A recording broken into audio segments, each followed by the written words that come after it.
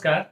आज के इस वीडियो में मैं आपके साथ बहुत तसल्ली से इस बारे में बात करने वाला हूँ कि यूजीसी नेट की तैयारी अगर आप कर रहे हैं और अगर आपका विषय हिंदी साहित्य है, तो आपको कौन-कौन सी किताबें पढ़नी चाहिए। आप सबको पता है कि सिलेबस बदल चुका है और मार्केट में ढेर सारी किताबें हैं, बहुत सारे रिसोर्सेज़ हैं, लेकिन एक कन्फ्यूज़न का माहौल क्रिएट करता है ये सब कुछ कि जब बहुत सारी किताबें लोग आपको बताने लगते हैं कि ये भी पढ़ लो, वो भी पढ़ लो, तो आपको समझ में नहीं आता है कि आखिर कौन-सी ऐसी स्टैंडर्ड किताबें हैं, प्रामाणिक किताबें हैं, जिन्हें पढ़कर सफलता हासिल की जा सकती है। तो ये वीडियो उन सब विद्यार्थियों के लिए बहुत ज़रूरी है, जो नेट, सेट या जेआरएफ के लिए प्रिपरेशन कर रहे हैं। तो मैं आपको कुछ एक किताबें बताऊँगा और कैसे उसकी तैयारी करनी है, इस पे भी मेरा ध्यान रहेगा आज की इस वीडियो में। मैं आपको यह भी बताने की कोशिश करूँगा कि बहुत सारी किताबें पढ़ने के बजाय कुछ एक किताबें हैं जिन्हें बहुत ध्यान से, बहुत बारीकी से, बहुत संयम के साथ पढ़ने की ज़रूरत है। तो आइए इसको बहुत आराम से समझने की कोशिश करते हैं। सबसे पहले मैं आपको बता दूँ कि यूजीसी नेट का जो सिलेबस है वो टोटल इसके पहले वीडियो में मैं आप सबको बता चुका हूँ। टोटल 10 यूनिट में वो डिवाइड है। तो यूनिट वाइज हमारी क्या स्ट्रेटजी हो सकती है, उसी हिसाब से मैं आप सबको बताने वाला हूँ। तो देखिए यूनिट 1 जो है वह यूनिट है, उसमें है हिंदी भाषा और उसका विकास पढ़ना है, साथ ही साथ हिंदी व्याकरण के भी कुछ अंश उसमें मौजूद हैं। आप सबको चाहिए कि एक-एक यूनिट वाइज आपकी स्ट्रेटजी हो और उसी तरह से आप तैयारी को एक मुकम्मल अंजाम दे सकें। तो यूनिट 1 में हिंदी भाषा और उसका विकास और उसके साथ-साथ चूँकि हिंदी व्याकरण का कुछ हिस्सा आपको पढ़ना है, तो आपको इसके लिए जो किताब मैं बताने जा रहा हूँ, उस किताब का नाम है हिंदी भाषा एवं साहित्य का वस्तुनिष्ठ इतिहास। ये उल्टा आप देख पा रहे होंगे। ये अभिव्यक्ति प्रकाशन से ये किताब पब्लिश्ड है और वस्तुनिष्ठ इतिहास की इसमें सारी चीज़ें मौजूद है। जो भी वस्तुनिष्ठता है हिंदी भाषा से जुड़ी हुई, वो सारी बातें यहाँ पे आपको देखने को मिलेंगी। गोविंद पांडे और सरस्वती पांडे इस किताब के लेखक हैं। मैंने भी इस किताब से ही तैयारी की थी उन दिनों। तो आप इस किताब को ज़रूर पढ़ें। हिंदी भाषा और उसका विकास का जो हिस्सा है, आप इस किताब से पढ़ें और ये किताब आगे भी बाकी सारी यूनिट्स में भी बहुत लाभप्रद है। तो ये एक तरह से बैकबोन कह सकते हैं आप तैयारी के लिए। जो सबसे इसेंशियल, जो महत्वपूर्ण किताब है, वह हिंदी भाषा और साहित्य का वस्तुनिष्ठ इतिहास, सरस्वती पांडे, गोविंद पांडे। व्याकरण का जो हिस्सा है यूनिट 1 में, उसकी तैयारी के लिए आप ये किताब पढ़ें। इसका नाम है कामता प्रसाद गुरु हिंदी व्याकरण और ये किताब प्रकाशित हुई है लोक भारती प्रकाशन से। लोक भारती प्रकाशन की ये किताब है और मोटी सी किताब देखकर घबराने की बिल्कुल भी जरूरत नहीं है, क्योंकि थोड़ा सा ही हिस्सा है हिंदी व्याकरण का, जिसमें कि आप उपसर्ग है, प्रत्यय है, स्वनिम है, ये सारी चीजें जो भी है वो आप इस किताब से पढ़ें। तो यूनिट 1 के लिए ये दोनों किताबें महत्वपूर्ण हैं, जिसमें से इस किताब से थोड़ा सा हिस्सा आपको पढ़ना है। ठीक है। दूसरा और सबसे महत्वपूर्ण यूनिट जो है इस सिलेबस का, वह है हिंदी साहित्य का इतिहास और हिंदी साहित्य की प्रमुख गद्य विधाएं। इसके लिए भी यह किताब जो मैं बार बार बता रहा हूं, हिंदी भाषा और साहित्य का वस्तुनिष्ठ इतिहास, यह तो जरूरी है ही। साथ ही साथ आपको रामचंद्र शुक्ल की किताब हिंदी साहित्य का इतिहास, आचार्य रामचंद्र शुक्ल प्रकाशन संस्थान से यह किताब छपी है और यह किताब भी आपके पास निश्चित रूप से मौजूद होनी चाहिए। हिंदी साहित्य का इतिहास, ये किताब निश्चित रूप से आप पढ़ें, जरूरी किताब है। हो सकता है शुरू में आपको समझ में ना आए, कुछ चीजें आपको पता ना चले। अगर बेसिकली अगर आप ग्रेजुएशन में आपका हिंदी विषय ना रहा हो, आपने सीधे एमए इन हिंदी किया हो और तब आप इस किताब को पढ़ना चाह रहे हैं, पढ़ने की इच्छा रख रहे हैं, तो संभव है कि आपको थोड़ी सी समस्या का सामना करना पड़े। तो ऐसी परिस्थिति में आपको जो मैं एक दूसरी किताब सजेस्ट करूंगा, वह किताब है हिंदी साहित्य का इतिहास और ये किताब है डॉक्टर नगेंद्र द्वारा। संपादक इसके डॉक्टर नगेंद्र और हरदयाल हैं। ठीक है। और बहुत अच्छी किताब है ये, और यह किताब आपको छपी है मयूर बुक्स पब्लिकेशन से। मोटी सी किताब है, इसको देख के घबराना तो आपको बिल्कुल भी नहीं है। ठीक है। लेकिन यह बहुत सरल भाषा में लिखी गई किताब है और चूंकि अंडरस्टैंडिंग आपकी बन जाए, आपके बेसिक्स फंडामेंटल्स जो है वो क्लियर हो जाएं, इसलिए मैं बार बार ये सजेस्ट करूंगा कि आपको ये किताब निश्चित रूप से पढ़नी चाहिए। क्योंकि आप नेट सेट करने के बाद कल होकर असिस्टेंट प्रोफेसर का इंटरव्यू देने जाएंगे, आप पीएचडी करेंगे, आपका जो बेसिक कॉन्सेप्ट है वो बिल्कुल क्लियर होना, बिल्कुल क्लियर हो। ये एक जरूरी आयाम है आपकी तैयारी का। इसीलिए मैं आपको बार बार कहूंगा कि हिंदी साहित्य का इतिहास, ये जो किताब है डॉक्टर नगेंद्र की और हरदयाल दोनों ने इसको संपादित की है ये किताब, इस किताब को का अध्ययन आपको जरूर करना चाहिए। लेकिन आपका काम सिर्फ ऑब्जेक्टिविटी के लिए इससे भी चल जाएगा, जो कि हिंदी भाषा और साहित्य का वस्तुनिष्ठ इतिहास, ये जो किताब है सरस्वती पांडे और गोविंद पांडे जी की, इसे आप ध्यान, किताब आप बिल्कुल मतलब मस्ट रीड बुक है ये, ठीक है। अब आप आइए यूनिट 3 में। यूनिट 3 में भारतीय काव्य शास्त्र है और पाश्चात्य काव्य शास्त्र है, ठीक है।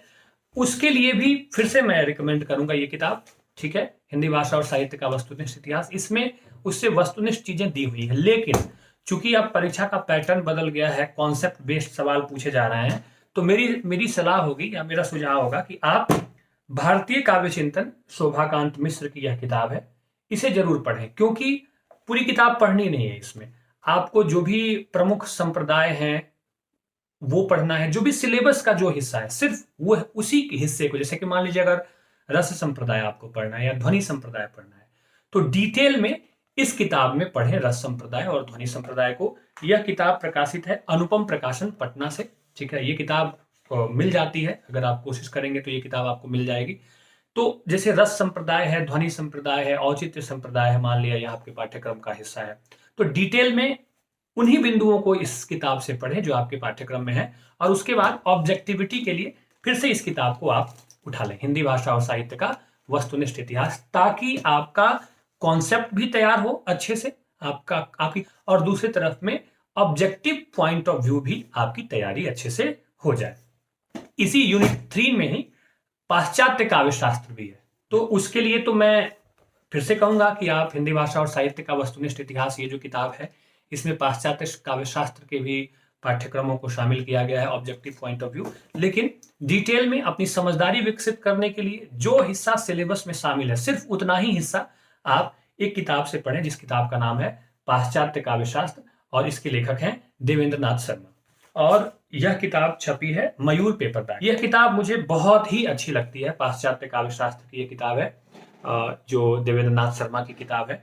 तो यह किताब मुझे बहुत पसंद है और बहुत अच्छी किताब है, बहुत ही अच्छी किताब है, और हिंदी भाषा और साहित्य के जितने भी विद्यार्थी हैं उन सबके पास यह किताब होनी ही चाहिए।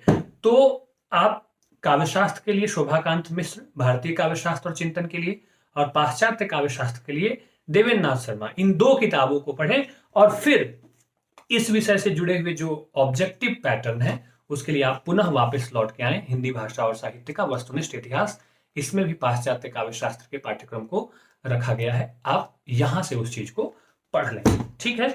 इतना कर लेने के बाद आपको चूंकि पता है कि सिलेबस में अलग अलग यूनिट में अलग अलग चीजें, जैसे कि यूनिट 6 में हिंदी कविता है, यूनिट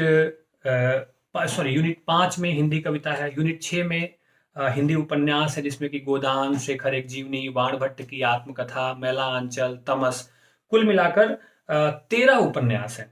तो मैंने इसके पहले आज की इस वीडियो में भी मैं सिलेबस का डिस्क्रिप्शन डाल दूंगा। मैं आप सबको कहूंगा कि ठोस ढंग से आप जो भी पाठ्यक्रम में शामिल उपन्यास है उस उपन्यास को कम से कम 2-2 बार निश्चित रूप से पढ़ें, ताकि आपके दिमाग में प्रसंग और उस उपन्यास से जुड़े हुए पात्र, उनकी मनस्थितियां, कब क्या संवाद उनके बीच में हो रहा है, घटा है, ये सारी चीजें आपके दिमाग में हो, ताकि परीक्षा में जब उससे जुड़े हुए प्रश्न आए तो आप बहुत आसानी से हल कर सकें। इसके लिए कोई एक किताब मैं रिकमेंड बिल्कुल भी नहीं करूंगा, मैं आपको बिल्कुल कहूंगा कि जितने भी उपन्यास, 13 के 13 उपन्यास आपके पास होने चाहिए, और कम से कम 2 बार आप जरूर पढ़ें। तीसरी बार अगर आप पढ़ लें तो सर्वोत्तम स्थिति होगी।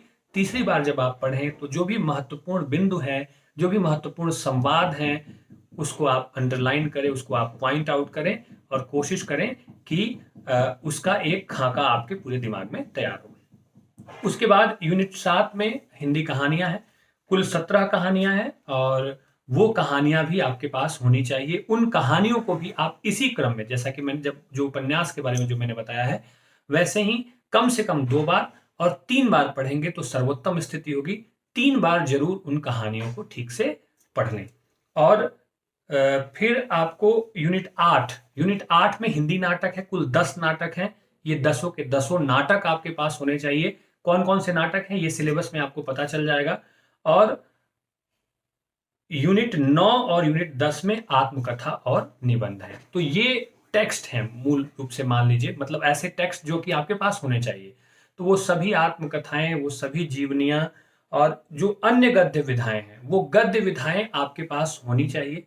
आप ऑनलाइन भी आप परचेज कर सकते हैं, इंटरनेट पे भी वो सारी चीजें आपको मिल सकती है। इसके लिए आपको थोड़ी सी मशक्कत करनी होगी।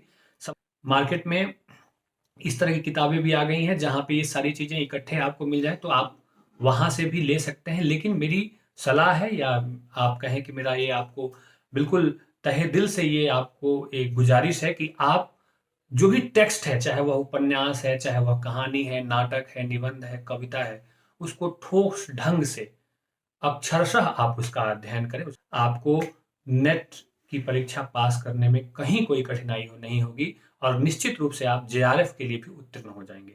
लेकिन एक मशवरा यह भी है कि जो चीज़ें मैंने आपको बताई हैं उसे पढ़ें, और बार बार पढ़ें और निरंतर पढ़ते रहें। इसके अलावा आपको बहुत सारी चीज़ें फॉलो करने की ज़रूरत नहीं है। अंत में जब ये सारी चीज़ें आप ठीक से कर लेंगे, तो परीक्षा से कुछ समय पहले, कुछ 1 महीने पहले, आप लगातार प्रीवियस ईयर क्वेश्चन पेपर हल करने की कोशिश करिए, उनको सॉल्व करें, उनको बनाएं। लेकिन वो तब जब आप एक बार परीक्षा के सिलेबस को ठीक से पढ़ लें, ठीक से समझ लें और आपको ये लगे कि हाँ, आपने ठीक ढंग से तैयारी कर ली है। उसके बाद आप प्रीवियस ईयर क्वेश्चन पेपर लें और उसको हल करने की कोशिश करें। सेलेक्टिव स्टडी बिल्कुल भी ना करें।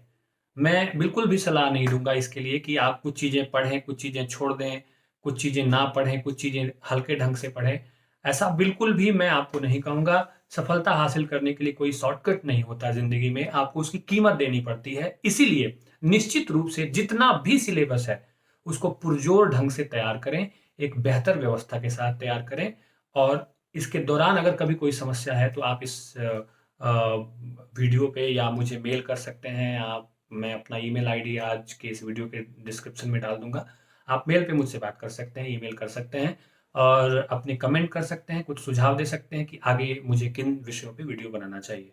तो आप सबको ऑल द वेरी बेस्ट। एक बार फिर उन किताबों के साथ जो कि आपके लिए बहुत जरूरी है: हिंदी भाषा और साहित्य का वस्तुनिष्ठ इतिहास, सरस्वती पांडे, गोविंद पांडे; हिंदी साहित्य का इतिहास, आचार्य रामचंद्र शुक्ल; हिंदी साहित्य का इतिहास, संपादन डॉक्टर नगेंद्र और हरदयाल; हिंदी व्याकरण, कामता प्रसाद गुरु; भारतीय काव्य चिंतन, शोभाकांत मिश्र; और पाश्चात्य काव्य शास्त्र, देवेंद्र नाथ शर्मा। इसके अलावा जो पाठ्यक्रम में शामिल आपके नाटक, उपन्यास, निबंध और कहानियां, कविताएं हैं, वो सब भी टेक्स्ट के फॉर्म में आपके पास होनी चाहिए और आप बहुत शिद्दत के साथ उनका अध्ययन करें।